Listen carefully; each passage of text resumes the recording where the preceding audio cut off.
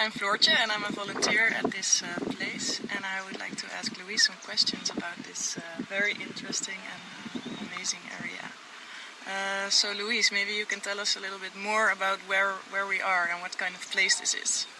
Hi, this is Centro Educativo Suelo Sano, and it's located in Las Parcelas, which is a very small village near Escamaquita, which is a little larger village south of San Juan del Sur in Nicaragua. This is a sustainable living exhibition site and an education center. It's called Centro Educativo Suelo Sano, which means Healthy Soil Education Center. And this has been developed by Pure Mind Retreats, which is an organization for the enlightenment of all beings. We try to achieve this by teaching sustainable, healthy living lifestyle choices. We try to provide the knowledge and the tools to have a healthy lifestyle that is sustainable, both physically, mentally, emotionally, and spiritually. And we have several activities going on here at Centro Suelo Sano. First of all, we have permaculture food forest that is just in its early stages. Some of the trees are 3 years old, some 2, some 1. We have about 30 fruit trees. Louise, I'm curious why you wanted to start a place like this. Well, all my life I've been searching for sanctuary for myself, places where I can just be, a place to sit, if you will. And I've realized that in making it for myself, it's something that I could offer to everyone else. And so it's become a community effort, and I'm trying to provide a sanctuary and a place to sit, a place to get away from urban chaos, and a place to learn about healthy lifestyles. And in Pure Mind Retreats you offer Qigong and meditation activities. What does Qigong and meditation do and mean for you? Well, I've been meditating since 1981. I was really lucky to be introduced to meditation at a karate class at the university. And it really helped me a lot with my emotional state when I was just 19 years old. And I've just continued to develop my meditation. And I also continued with martial arts until I stumbled upon Qigong, which is actually the basis of almost all the martial arts, all the Eastern martial arts. It was developed thousands of years ago by Chinese to organize and awaken all the qi, which is the energy, life force that flows through our bodies. And all of these movements are for unblocking qi in our meridians.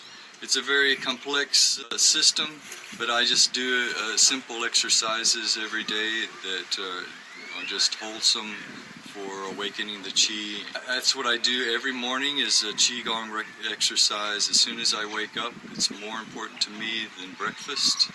And then after a few minutes of Qigong, I meditate for a few minutes, and then I can continue my day, and it's really helpful.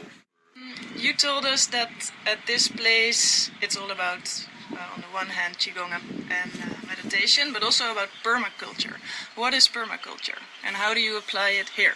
Permaculture is something I got interested in several years ago, and I started practicing it in my backyard in Arizona.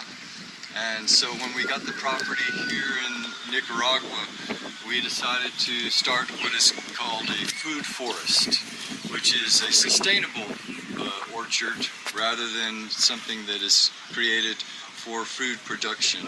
And it's also biodiverse. It's not a one crop system. So what do we have here? One of the main tenets of permaculture is storing water. So the first thing we did was we dug 4 swales, which are these big ditches that we have on the property. And these ditches capture all the rainwater rather than letting the rainwater flow off into other property or just away down the road. This is stored right here on the property and sinks deep into the ground. And then we plant our fruit trees along the swale so they can take advantage of all that water, the groundwater that's been stored underneath.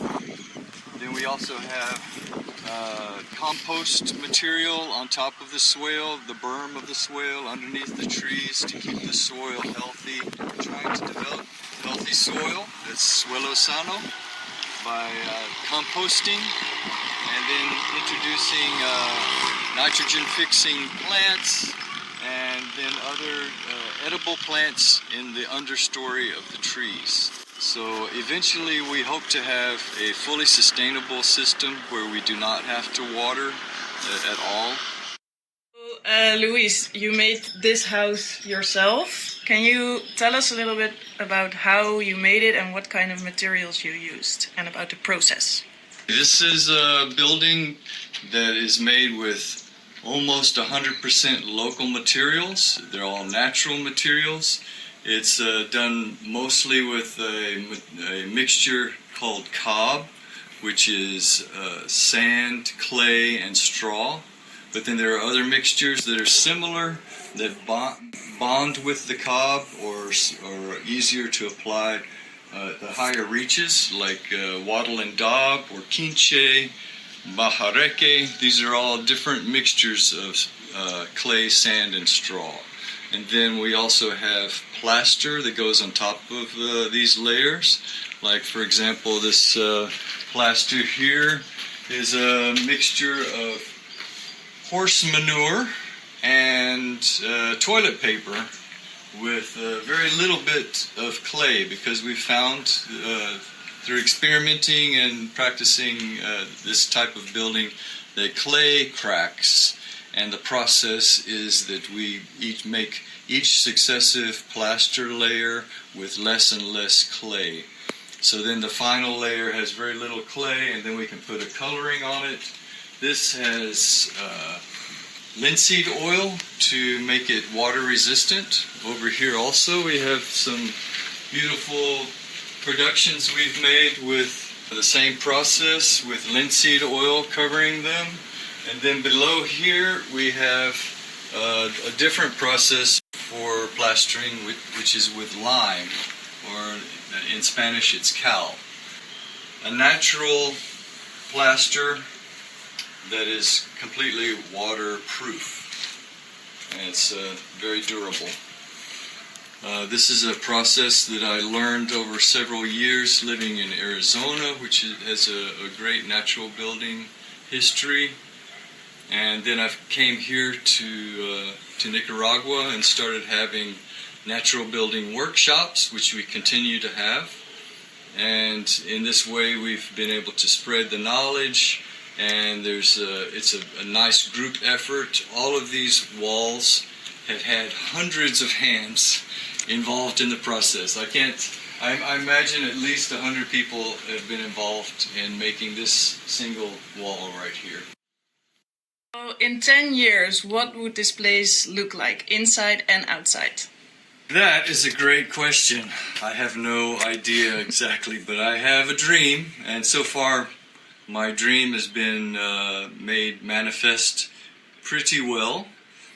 This space is the most important space. It is designed to be a retreat center, a very intimate space for up to 8 people. Could actually sleep here, dorm style. We have a bench over here that's set up for a dining area, but we can also lower the table and have a sleeping area here. And we plan to have another bench in this corner that's going to be a similar design. Then upstairs we have a sleeping area now, and then the next level up is another sleeping area, And there's a beautiful balcony and there's also a space for laying a mattress under here. And then there's storage over here, and we plan to move our kitchen area right over here temporarily. But in 10 years, the question is, what will we have? Hopefully this will be all enclosed, and then out here we plan to have the kitchen dining area. So here is a sink that exists now and partial wall. We plan to have a roof coming across, and the kitchen will be on this side. We already planned for the shelving for the kitchen here, and then a nice table and seating area for a communal area. Hopefully a yoga pavilion out in the middle of the property where we can practice Qigong, meditation, give seminars, yoga of course, these types of things. We already have, that's our composting toilet. It's actually the first thing we built with the 2 different workshops. And then on the other side of the building, we're developing a shower area. We have the composting toilet, but we also have a shower area here. And this is in construction now.